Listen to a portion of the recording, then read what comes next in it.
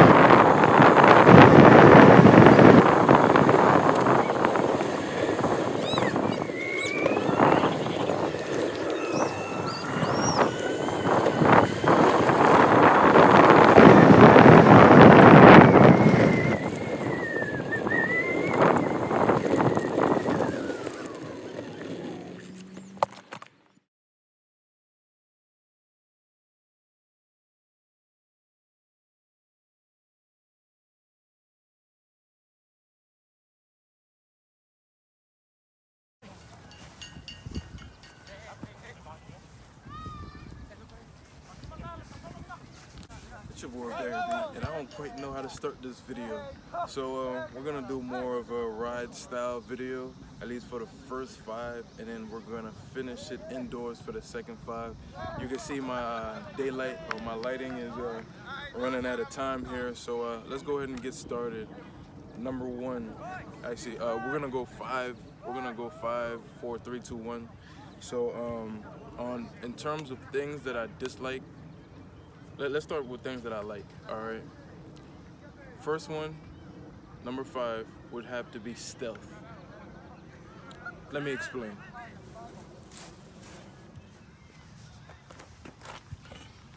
All right, let's get into the stealth factor of the Inboard M1.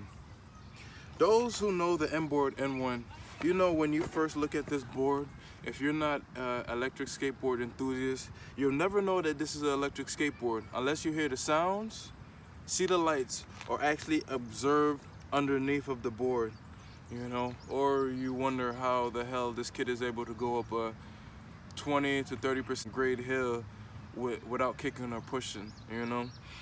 So that was one of my biggest things when I was looking for an electric skateboard, was a board that had stealth to it.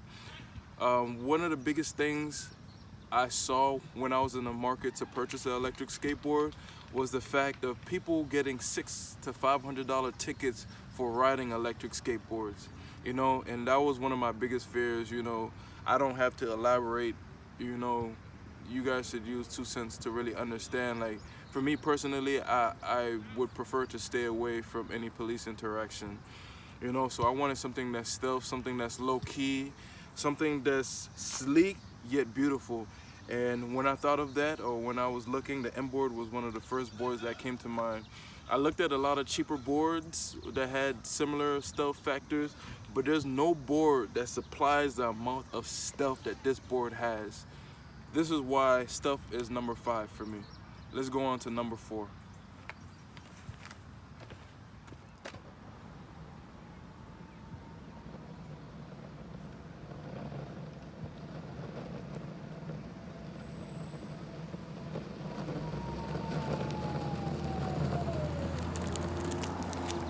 Number 4 would have to be the integrated headlights and taillights.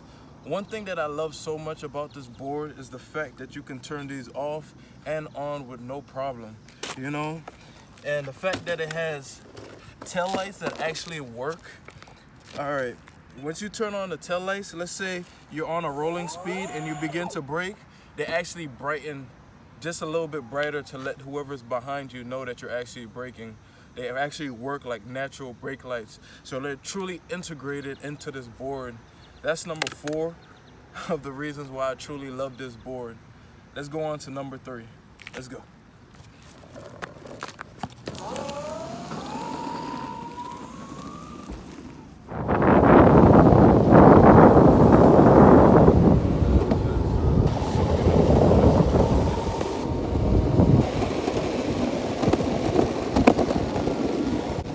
This is number 3.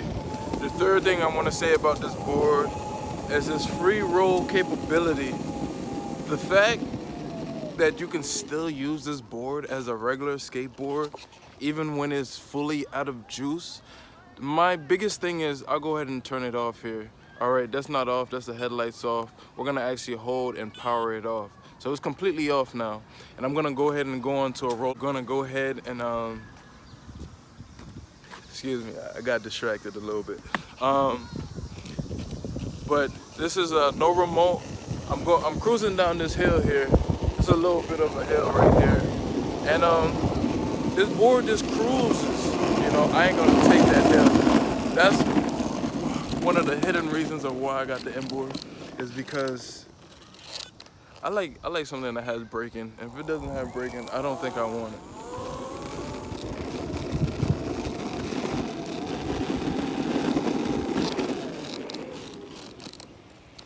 I was back on. But the rolling capability of this board, the fact that, you know, it has no restraints, I can use this as a regular skateboard, is one of the biggest things to me, you know? Because when this battery dies, or let's just say I don't want to use the remote control or the motors at all, I don't have to. I can use this board like a regular board. One thing that I will say is this board is like a lot heavier. A lot heavier than a regular skateboard, so I don't know if you per se would want to use it like a regular board, but if you ever have to, this board can be used as a regular board.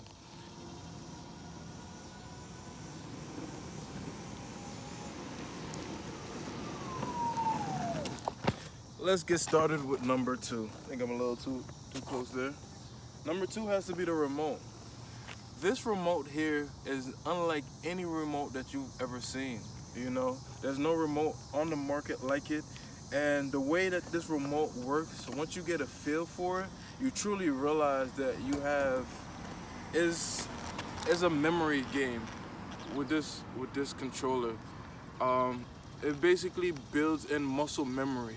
Like, you know, once you ride the board for a certain amount of time, you know what you need to give it a little kick and speed, how to make it brake correctly or smoothly, or how you want it to brake.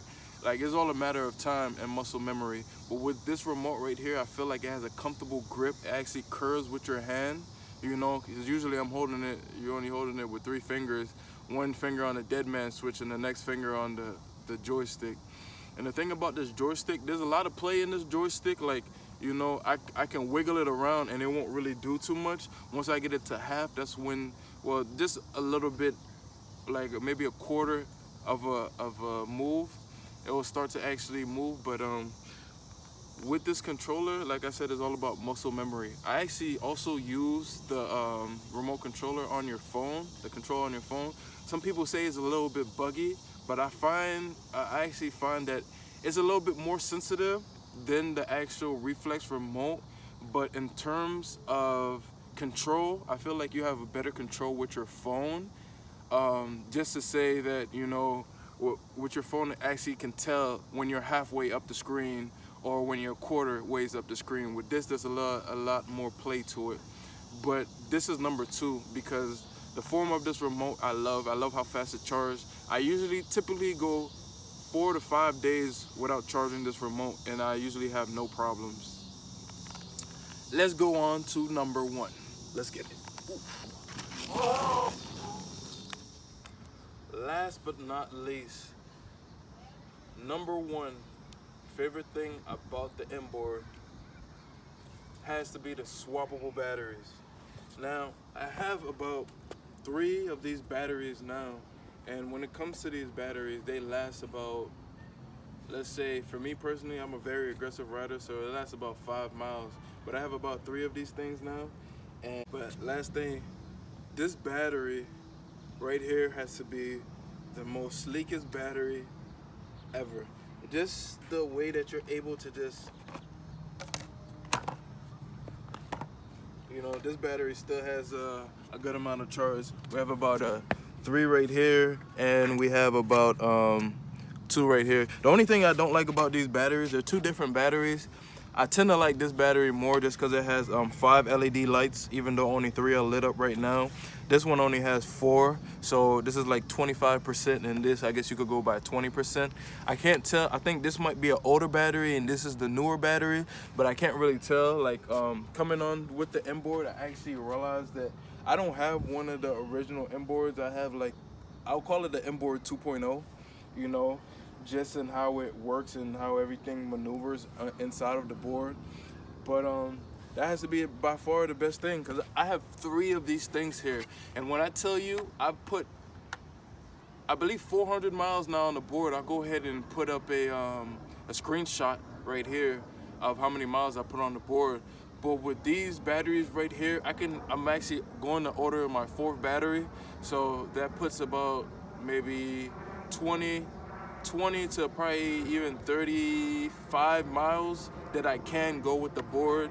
The longest trip I've ever took the board on probably has to be around 14 to 20 miles. I wasn't really measuring, but I know that usually the distance is around like 7.5 miles. It usually takes me like 1 1/4 battery to get there.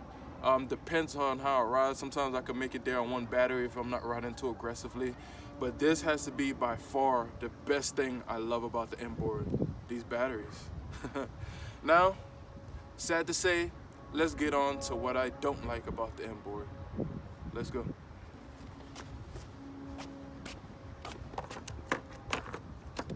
I'm gonna finish the rest of this video inside, but before that, we're gonna take a little ride on the inboard. I usually don't ride the board like this, per se. I can't even get a good angle, but I usually don't ride the board like this per se, because it's a little bit dangerous. You can't really go too fast with it, because any movement, any small movement will hinder you a lot, you know.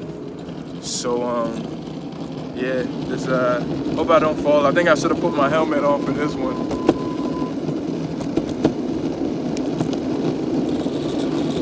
You know, something that I really wanted to do with the inboard is get a little steering wheel and pretend like it's Mario Kart or something. Oh shit. Damn. Almost busted my ass right there. Yo, I wish this camera was a little bit better. I'm actually gonna be getting some new equipment soon. You know, just so I can pick up some better graphics, because they have this little hill that I'm on right here has a very nice like lightning bugs and stuff, but it's kind of very hard to see on this camera. I'm recording on a 4K camera, if you guys wanted to know. It's actually a iPhone 8 camera. Yeah, I can actually see. Yo, this view is so beautiful, you know. Yo, I can't believe I could legitly ride my thing like this. It's a little bit harder to control. Just a little bit harder.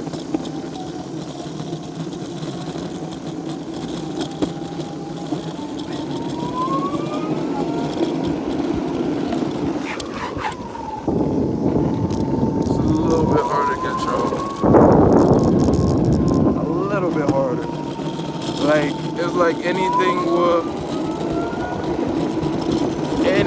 will like off balance, you know. It's weird.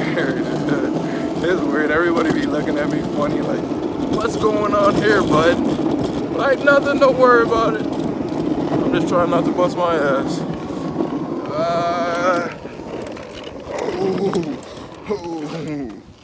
Yo, that was crazy. But let's go ahead and get to these dislikes. We are